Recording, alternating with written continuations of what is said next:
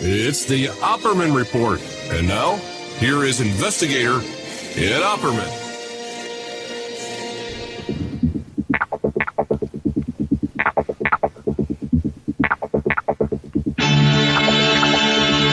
I'm Clyde Lewis, and this is Ground Zero. The numbers to call tonight, Clyde, 03-225-0860. That's 503-225-0860. We were discussing during the break, Ron and I, about how today was the day that Zelensky met FAFO.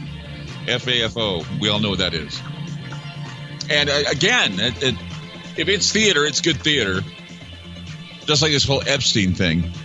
I mean, here we are, over a month of Trump being in office. And in that time, he said he was going to do this, and this. He signed a bunch of executive orders, and we couldn't keep up with those. And then he said he's going to set up a task force to release secret files on a series of topics. And then, of course, the assassination of President John F. Kennedy, the civil rights leader Martin Luther King, RFK,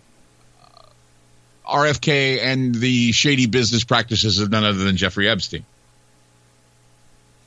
But the Epstein files, well, jokes on Trump, jokes on us, they're a bust. It's a nothing burger. And even most supporters of Trump see this as an embarrassment, a cover-up of a cover-up. What's going on here? I mean, isn't every conspiracy theorist dream of full disclosure coming true? Someone doesn't want full disclosure to happen. This move, like many others, is sure to have raised some eyebrows, yes. In fact, a lot of very powerful individuals might be losing night's sleep over this. And they should, for obvious reasons. And in trying to understand Trump's strategic goals or his rationale, believe me, I know there are groups out there that are fighting to avoid exposure of wrongdoing and wastefulness. They certainly don't want to be seen on that Epstein file list or the next files that Trump wishes to reveal. Many experts, after scratching their heads to make sense of this whole administration, have concluded that Trump is such a force of chaos that his mind is just above or beneath comprehension. It's all crazy, they say. Crazy. To sum it up, Trump's moves are better understood as part of a power grab or a war declared on sectors of the deep state. I think their statements to obtain leverage by intimidation. I mean, who's going to argue with someone who's crazy? I mean, Nixon did this, right? But now I worry that there are those weighted with vengeance that are in the wings ready to pounce. And people have already wondered, why hasn't it happened yet? Well, I think it is happening. There's a movement called the #OutGov. It's apparently rebelling against Trump and Musk. They're doing it from the inside. We're literally watching a well-tuned conspiracy and a well-tuned cover-up to cover up a conspiracy, or vice versa. And prior to this year, Democrats had been in control of the White House for 12 of the past 16 years. Over time, the left that were hired for key positions just kept hiring more left people underneath them. In fact, it's getting to a point where DEI policies at various agencies essentially institutionalize the systematic hiring of left-wing thinkers and influencers. By the end of the Biden administration, the left dominated, or the left's domination of most of our federal agencies was virtually complete. But now we have a new administration that most of our leftist federal workers absolutely hate. Many of them have absolutely no intention of cooperating with the new administration, and some of them have started to openly rebel against it. Little acts of sabotage are the plan. And over time, these acts will become greater, which will determine, well, it'll actually be detrimental to progress. So this #OutGov movement has developed a visible public-facing presence in recent weeks through blue sky accounts, most of which bear the names of initials of federal agencies, aimed at getting in about the chaos being unleashed by the Trump administration. So they, too, have decided to jump on the alternative bandwagon. 40 accounts to date. They have this collective megaphone. It's getting louder as most of the accounts have tens of thousands of followers. Without CDC, them. They are the largest at nearly 95,000 followers. The network has also formed a group and a series of subgroups on Wire They're using this. It's encrypted messaging to share information, develop strategies. And most people don't realize this, but the OutGov movement was very active during the Trump administration, just basically doing things subtly. It's not like Antifa or any other group. But see, that's the thing, is when you think about these undermining agencies, groups, and those who wish to, hold the deep state in high regard and be damned, they're going to go after Trump and make him look bad. We're looking at insubordination. We're looking at a silent coup. We're looking at, things that are being promised that could very well be sabotaged, just like this Epstein stuff. I mean, who wants to find someone on the list? Who wants to find Trump on the list? I mean, I wouldn't be surprised if they somehow find a way to do that. It's FAFO, man. It's all about FAFO. You guys screw up, this is what you get. You're going to watch it all. It's going to be like Entertainment Tonight, every night, every day. Like I was saying, we have an accomplished comedian from Ukraine fighting with a reality TV star in the White House, and it makes you wonder just how much of this is theater and how much of this is reality.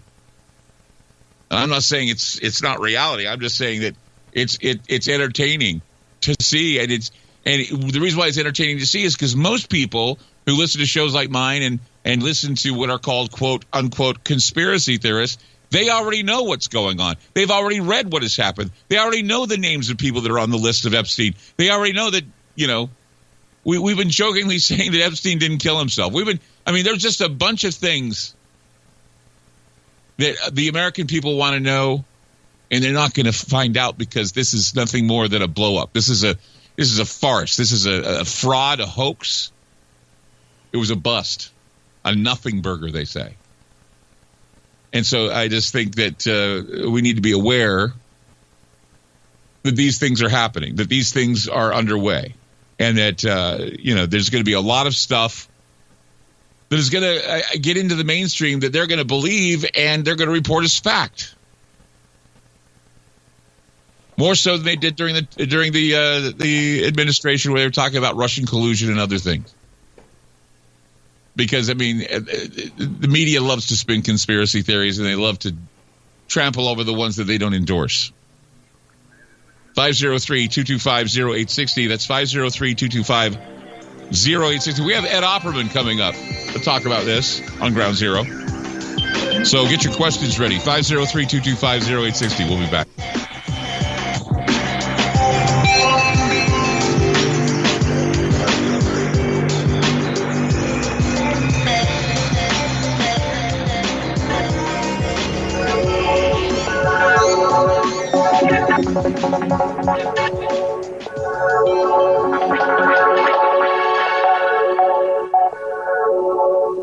Ed Opperman is the president of Opperman Investigations and Digital Forensic Consulting and the host of the Opperman Report, a radio talk show. Opperman did the first radio report on Epstein in 2013.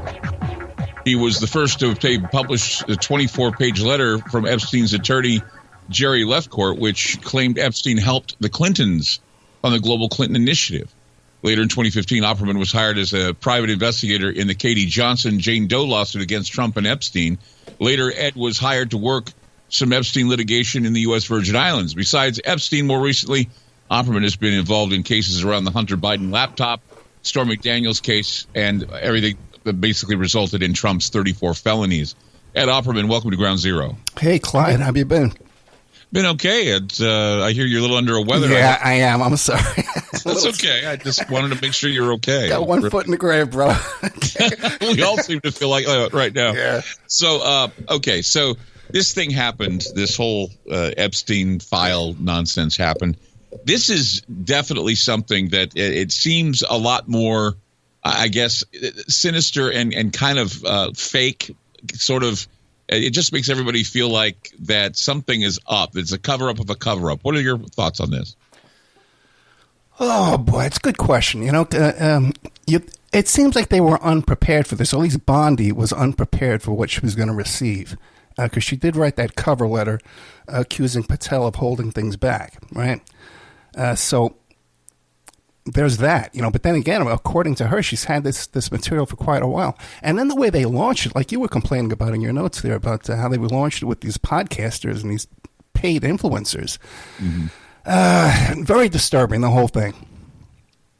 Why do you think they used influencers and podcasters instead of going down channels? Because again, that's like saying, okay, it's like reporting the second coming is happening with Jesus and hiring a what do you call those telephone solicitors to tell everybody about it? Wouldn't that be like a pain in the butt? Just like, hey, I'm getting one of those prank telephone spam calls telling me that Jesus has returned.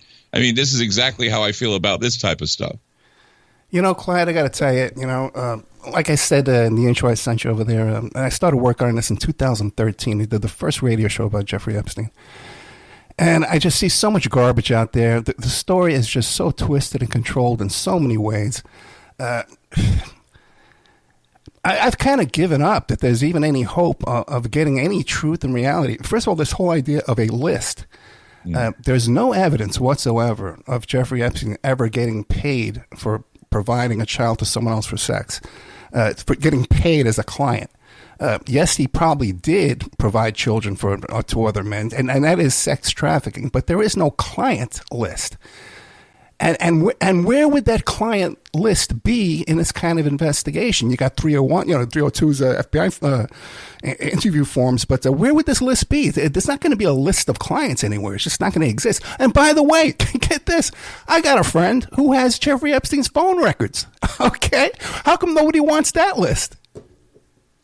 Well, here's the thing too. What about the black book? They were saying everybody's all excited about the black book. Plenty of conspiracy theories going around, naming people, saying, these people were in his black book, therefore ipso facto pedophile. I would say this: if any, I would in fact, I would venture a guess that anybody that Epstein wanted to get to know or even call would be in that book, not necessarily people who have shown up at his doorstep wanting children to have sex with. Well, the theory with that, there's two black books, okay? But the theory with that, and two address books, let's call them. But the theory about that is the ones that were circled were the ones that were massage related and were more inclined to be involved in these kind of activities. Right. So it have to be circled names. See, that's the thing, though. These court of public opinion journalists, though, are going to find their political enemies and say, he's on the list. He's on the list. She's on the list. They're on the list. I mean, but see, with work like you've done and others, we seem to know everything there is to know already, and there's no real reason to be doing this. Well, now, yeah, they have the unredacted address books. They're out there. You can find them. They're even searchable. You can find they have searchable databases with those names on them. But then there's also completely bogus lists with Tom Hanks' name on it and crazy stuff like that. Just made up lists.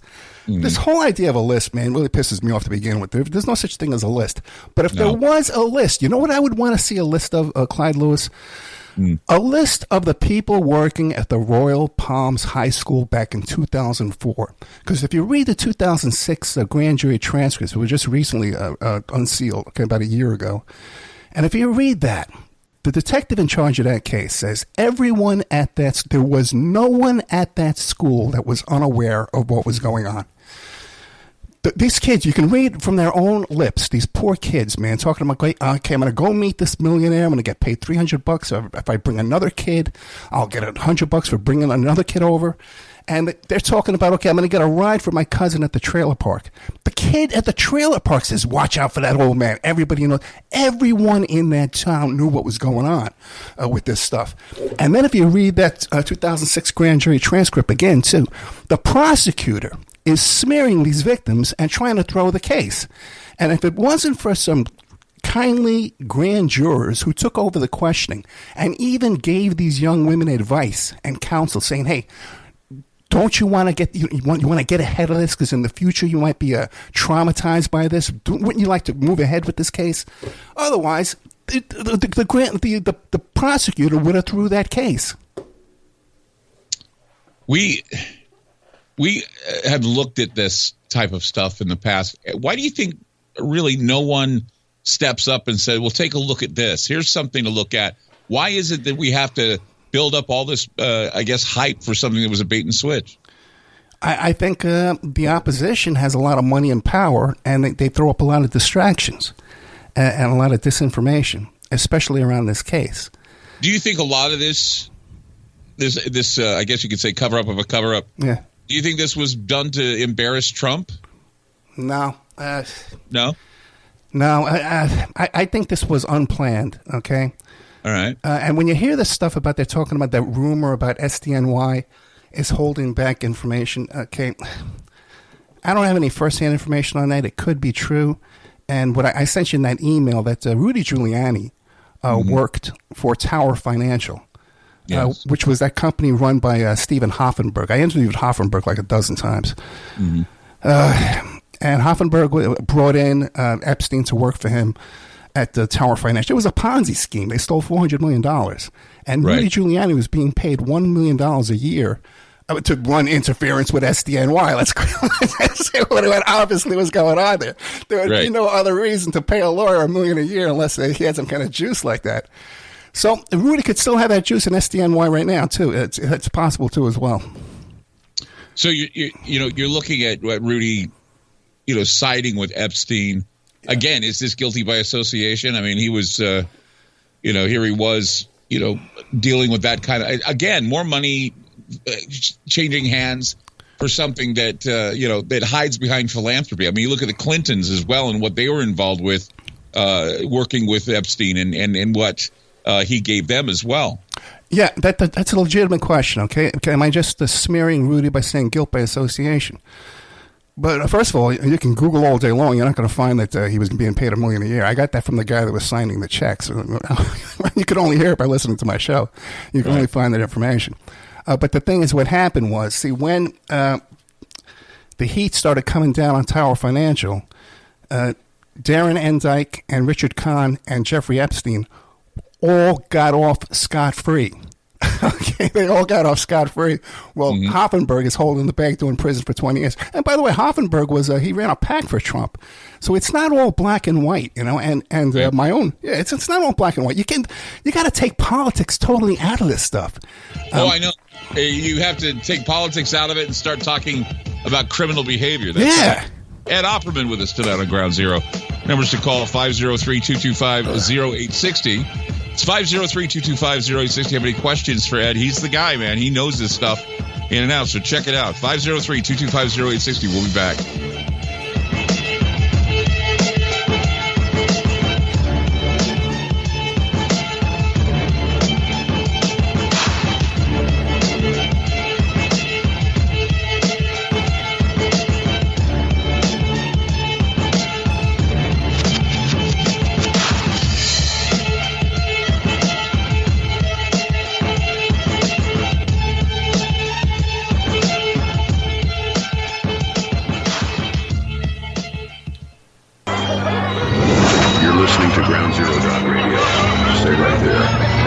That dial. We'll be right back. I'm Clyde Lewis. You're listening to Ground Zero. Ed Opperman with us tonight. He's the man that knows all about the Epstein files. He's done investigative reporting for some time now and giving us the lowdown. Ed, I kick back and I say to myself, what is it that the American people want to know? What is it they want to know they haven't already heard? I mean, we're not going to hear any revelations about what happened to him when he died. I don't think we're hearing any word. Like you said, there's no list of people. There's no list of clients. I mean, what do you think the American people were expecting, and why is it they see it as a bust? Oh, they expect a list. There's a list. Okay. It was such and such a name. He paid $25 on such and such a date. That's what they think. But by the way, there's a lot of stuff, if they were to release everything hidden about investigative work on Epstein, that would prohibit cases against other people in the future. It would damage information. But there is some other stuff out there, just like a year ago, 2 years ago, Sarah Ransom and Maria Farmer filed a complaint against the FBI. Because back in the 90s, they went to NYPD and they went to FBI. They both made reports about Epstein. He could have been stopped back then. Now, recently, they filed a claim against the FBI for many millions of dollars. You don't hear about that case at all. No one's talking about that, but there's a lot of information in that. You can find that on my Patreon for free, the Opperman Report Patreon. And that 24-page letter, too, about the Clintons, that's up on the Patreon, too, for free. Mm-hmm. The Clintons have always been, I remember doing an investigation a while back about the Chinese triad, the fact that they were child trafficking through Thailand, Southeast Asia. The Clintons were getting money for their campaigns through the Chinese triad. Now we hear that they were that Epstein had a part in their Clinton. What would they call that? That they were involved. That he was involved with. I used to call it the Clinton Foundation, but it's the Clinton Global Initiative is what it's actually called. Yeah, and he was involved with that. And it just makes me wonder just how much of the Clinton philosophy dealt with the rape and bloodletting of children, and how, if it were reported, how much of a scan. I mean, again, if these things are reported, what are the American people going to do about it? What are they expecting the American people to do if we found out that the Clintons were, doing? I mean, hell, Bill Gates has been in the spotlight for going to the ranch, and no one said anything about him. They still think that he's a savior for vaccines. Well, like you said, we can't tar everybody with the same brush, and just because they were connected to Epstein doesn't mean they were having sex with Epstein. Right. And a lot of this stuff, like I said, it's like the operation that we know about was getting 3 little girls a day from the Royal Palms High School and then the trailer parks around that neighborhood. None of them were getting on planes. None of them were going on islands. Okay, not one of them. They were traveling like 20 minutes away to Epstein's house. Three a day. We know about that for a fact. Now, by the way, too, Pam Bondi, she was the Attorney General of Florida right after that when Acosta was the Attorney General and dropped these charges and made this deal with Epstein. She had to be a deputy of his somewhere along the line under him. And then she takes over in 2011. Epstein doesn't have a worry in the world from 2011 on until he finally gets arrested out of New York. So there's that. Then there's Kash Patel. You see him, man, he's posing with Steve Bannon and Bernie Kerik, right? And Steve Bannon, I got to show you can look it up, called Opperman Report, Steve Bannon Porn and Meth House, okay? Steve Bannon had a house in Florida where they were, the tenant that took over the place after Steve Bannon left found residue of meth lab in there, okay? Mm-hmm. And they also had padlocks on the inside of the doors and windows to keep people locked inside. When he was interviewed by the cops down in Florida, he says, at the end of the interview, he leaves this little clue, and he says, and I hope this leads to the investigations in Palm Beach, okay? Bannon was friends with Epstein way back to Wall Street, years and years and years ago, okay? Mm-hmm. And Bannon also, too, endorsed my lawsuit against Epstein, the Jane Doe lawsuit, too, when that Roy Moore thing was going on. Mm-hmm. He said a quote in the press saying, well, what about your father and that 13-year-old? That's the case we're talking about here. Mm-hmm. So the Kash Patel, he's hanging around with who? With Steve Bannon, this guy who's just as shady as Epstein. He's also hanging out with Bernie Kerik, right, who was the January 6th war room guy. He paid $50,000 for the war room. Kerik is a convicted felon to begin with, right? But he had a friend. You might know this story. Larry Ray. Mm. The Sarah Lawrence pimp. Oh, yeah. Okay. Yeah, I talked to him for about 2.5 hours on the phone. Larry Ray. And I got his number from A.J. Weberman, the yippie garbologist. That guy gave it to me. Yeah. Okay, so what? So Larry Ray, man, was best friends and the best man at Bernie Kerik's wedding. And on that day, when you see Bernie Kerik on 9/11 telling Rudy Giuliani, no, let's not go to Building 7, let's go this other direction. Larry Ray was his best friend, and Larry Ray was pimping out his girlfriend for $8,000 a day. Okay? Oh, now, who's the other one? Who's the deputy FBI director right now? Dan Bongino. Oh, yeah, Bongino. Well, he's the second, right? Yeah. He's deputy. He's the second right under Kash Patel. Yeah, it was just the other day that, that's why I was drawing a blank, was because it was just the other day they announced that. I know, everything's happening so fast, you can't keep up. I know, that's the thing, is that it's happening too fast. Yeah. And that's why, I used to be really good at this. Now I have to revamp my style, and I don't know, I can't keep up with you. You've been a professional for too long. I'm just saying, I got to ramp up my style. No, I'm off my game tonight, okay? I apologize. We're all off our game. It's the Trump administration. Yeah. What do you expect? But Dan Bongino, man, he's photographed next to that woman, Cindy Yang, who owned that massage parlor where the football guy who owned the football team, the Patriots, New England Patriots, that he got arrested at that massage parlor in Palm Beach. Okay. Bongino is posing in a picture with the woman who owned that massage parlor. Seriously? Yes. And there's serious trafficking went on at that place, too, because the way it came to the police attention was the women were living in there, okay, in the strip mall massage parlor where they worked, and they were cooking on barbecues outside in the alley behind the place. Wow. We're going to come. Some serious trafficking. Awesome. Ed, we're going to be right back. Okay, got more to come. Ed Opperman, tonight on Ground Zero. It's like we got this inside information that nobody else has. 503-225-0860. It's 503-225-0860. Back on Ground Zero. Don't go away.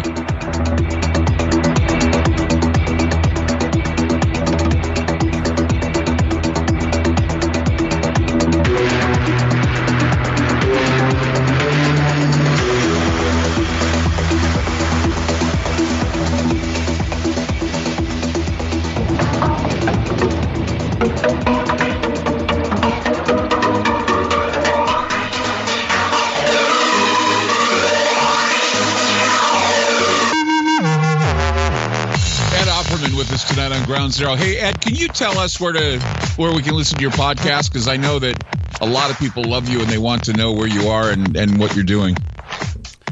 I guess the best place is Spreaker.com, but you can find it. It's on all the podcast catchers. You could just put up OppermanReport.com or Opperman Report. It comes right up. So, okay, do you think, like I do, that most of what we're hearing about, whether it be the list or something else, all went into the shredder even before they brought out those binders and say, look what we have, and it was absolutely nothing? Well, I can tell you this. Way back with the Mueller investigation and the SDNY investigation into the whole Stormy Daniels deal with Michael Cohen, the FBI and SDNY weren't even asking about Epstein, okay? And let me tell you, man, a lot of people involved in those deals, man, knew all about Epstein because they were involved in Epstein cases. Right. So I think before they even get to the shredder, I think there was a lot of non-investigations even before the shredder. We know Acosta was in the bag with Epstein down in Florida. You got that sweetheart deal that went on for so long. They first did the trash pulls in 2004. They got the first victim in 2004. They didn't get a grand jury indictment until 2006. He didn't do a day in jail until 2008. Okay, 4 years, man, of just dancing between the raindrops. Who do you think, now I'm putting on my conspiracy hat here. Yeah. I think I know who did in Epstein. Who do you think did it? I don't know. I think the Royals did it, actually. Who? I mean, I'm the Royals. I think the Royals had something to do with it. I think they, what is it, MI6? Yeah. I think they had something to do with it. I think under the supervision of the Mossad, we had a group of individuals wanting to take him out because of what he knew. He was an asset for blackmail. And, of course, Prince Andrew certainly had a lot to confess, along with Jimmy Savile and others. And I think that they would lead right to Epstein. And I think it's not America-centric that he wanted to die. People say the Clintons did it or others did it. I have a feeling the Royals did it. I'm not convinced he ever died. I think he could have been walked out of there. The people involved have that kind of juice. Uh-huh. The way Hoffenberg met Epstein was through Patrick Leese, who was MI6 and an arms dealer character. And Epstein was involved, too. If you listen to Ari Ben-Menashe, he was also involved with Khashoggi and Iran-Contra, all kinds of stuff. Maxwell's father, Robert Maxwell, was definitely Mossad. So I think it was a common, and Epstein had a building that was owned by the State Department, the U.S. State Department. So there was definitely intelligence elements there, enough to say that, hey, if they want to walk this guy out, they could definitely pull it off. Sure. Yeah. Well, that's another thing, too. Yeah. It's like he didn't die. Maybe that it was just a big lie and he's off somewhere, But you know about the other cellmate that's dead, right? No. Yeah. Everyone talks about the cellmate, and they talk about that big musclehead cop who killed all those people. But his last real cellmate was this other guy, Rodriguez, something like that. And but he had to go to court that day, so he wasn't staying there that day when Epstein died. And then Bill Barr interviewed him and he came up with this story about how he was jonesing for heroin, and Epstein managed to smuggle some heroin into him. But he's dead now too. That guy, he's dead, and his daughter stopped talking to the press. Literally another dead end. We got to go to some calls right now. Let's go to Moscow. Bob calling in from Russia. Hey, Bob, you're on Ground Zero. Hey, good morning. My curious question is this the old Sun Tzu, old Chinese warrior and philosopher, keep your enemies as close as possible to you? Is what's going on? Because all these people you've talked about, Patel, Bongino, all these other guys have had access to Epstein and know stuff about the case. And why was the island never secluded, never investigated? Why did they allow it to be just totally dismantled without an FBI investigation, without the government, the United States State Department going to them and say, hey, this is a crime scene, we want this secured? No, the FBI searched the island. Okay, what'd you say, Ed? The FBI searched the island. The FBI searched the island? Oh, yeah. That's what he's... Okay. So the FBI did search the island, Bob. Yeah, they did. Did they actually take files, or did they just basically get rid of what they needed to because the powers above them told them we don't want any information coming out? Well, we know there's other stuff. We know there's other stuff from the mansion, from that search warrant execution there. You know, by the way, back to Royal Palms High School. Did you know that Jeffrey Epstein had the school transcripts of those little girls in his house there in Palm Beach? No. Yeah, I know. Nobody talks about this stuff. The real stuff nobody talks about. So they got stuff from there. They were tipped off to that search, by the way, too. They cleaned out a bunch of cameras and stuff. But they were tipped off to that search. They did search the island. They recovered stuff there. And in his place in Manhattan, they actually saw it open a safe. There's things in there, too. But there's video of Endyke and Khan leaving his mansion with boxes full of stuff. Okay, there's video of this. And those were the two partners at Tower Financial. They were partners with the Epstein, Endyke, and Khan. Okay, and Rudy was the lawyer. Then they go down, they set up the Southern Trust down in Virgin Islands, right? Then after Epstein dies, these two guys, Endyke and Khan, they set up a trust called the Butterfly Trust, and they steal $10 million. Jeez. They steal $10 million, not a single consequence. That's insane. And just like, yeah. If it was your mother's estate and you stole 10,000, I sold 10,000 or 1,000, you'd go to prison. $10 million, man. It's one day in prison. Seth in Florida, you're on with Ed Opperman. Go ahead. Hey, I just wanted to say, great guest, by the way. I imagine, in terms of the idea of a list or something, that would be pretty stupid to write down. And two, I think it kind of covers, it's not one side or the other. I think it's just dealing with a lot of powerful people. And I think if they would all get hit. And just wanted to add something when you talked about let's say the possible political theater today. Mm-hmm. I'm not going to tell you titles, but I've been on a few reality shows. Okay. And it struck me very close to home. And I wouldn't actually gauge the president or Zelensky as being in on it. But J.D. Vance definitely, it reminded me of when we would be on a show and everyone was getting along. You would see a producer go into a room, and then next thing you know, someone would come out and start some sort of drama.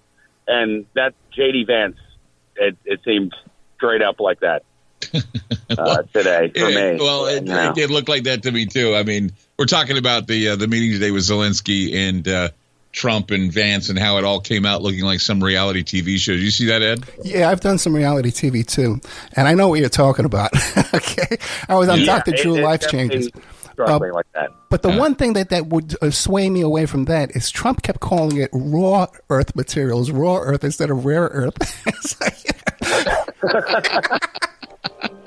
I don't think he was doing that on purpose. Yeah. All right. Well, thank you for the call. And Ed, always a pleasure having you on this program. Clyde, thank you so much, man. Oh, you got it, man. And again, just look up Ed Opperman, Spreaker, elsewhere. Always good to talk with you. Ed, get better. Thank you, man. Talk to you again soon. You take care of yourself. And if something breaks, please get a hold of Ron and let's talk about it, okay? You got it. No problem. All right. Thank you so much. All right, guys, we got another hour.